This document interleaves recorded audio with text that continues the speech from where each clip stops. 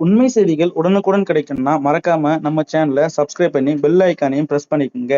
மறக்காம இந்த வீடியோவை லைக் பண்ணிட்டு தொடர்ந்து வீடியோவை பாருங்க. தமிழகம் முழுவதும் டாஸ்மாக் கடைகளுடன் செயல்பட்டு வந்த பார்கள் உரிமம் காலாவதியானதால் மூடப்பட்டு உள்ளன. மேலும் பொது இடங்களில் மது அருந்துபவர்கள் மீது கடுமையான நடவடிக்கை எடுக்கப்படும் என்று அரசு எச்சரித்து உள்ளது.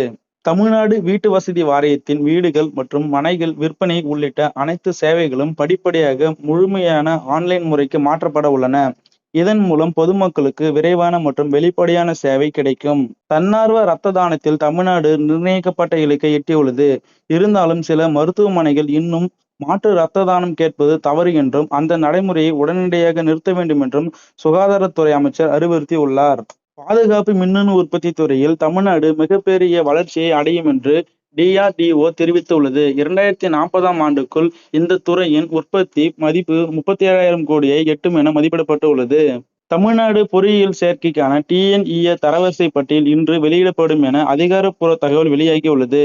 மாணவர்கள் அதிகாரப்பூர்வ இணையதளத்தில் தங்களின் தரவரிசையை பார்க்கலாம். அரசின் பல்வேறு நலத்திட்டங்கள் மற்றும் நிர்வாக சேவைகளை டிஜிட்டல் முறையில் பொதுமக்களுக்கு எளிதாக வழங்கும் பணிகள் தொடர்ந்து விரிவுபடுத்தப்பட்டு வருகிறது. ஜூலை மாதத்தின் தொடக்கத்தில் பல துறைகளில் புதிய நிர்வாக நடைமுறைகள் அமலுக்கு வந்து உள்ளன. பொதுமக்கள் சம்பந்தப்பட்ட துறைகளின் அதிகாரப்பூர்வ அறிவிப்புகளை கவனிக்குமாறு கேட்டுக் கொள்ளப்பட்டு உள்ளது. மாநிலம் முழுவதும் பொது சேவைகளில் வெளிப்படைத்தன்மை மற்றும் விரைவான சேவையை உறுதி செய்ய அரசு பல புதிய நடவடிக்கைகளை மேற்கொண்டு வருகிறது. மருத்துவம், கல்வி, வீட்டு வசதி உள்ளிட்ட துறைகளில் பொதுமக்கள் பயன்பெறும் வகையில் பல திட்டங்கள் தொடர்ந்து கண்காணிக்கப்பட்டு வருகின்றன. இன்றைய அனைத்து முக்கிய அறிவிப்புகளையும் அதிகாரப்பூர்வ அரசு அறிவிப்புகள் வெளியாகும் போதெல்லாம் தொடர்ந்து உங்களிடம் கொண்டு வருகிறோம்.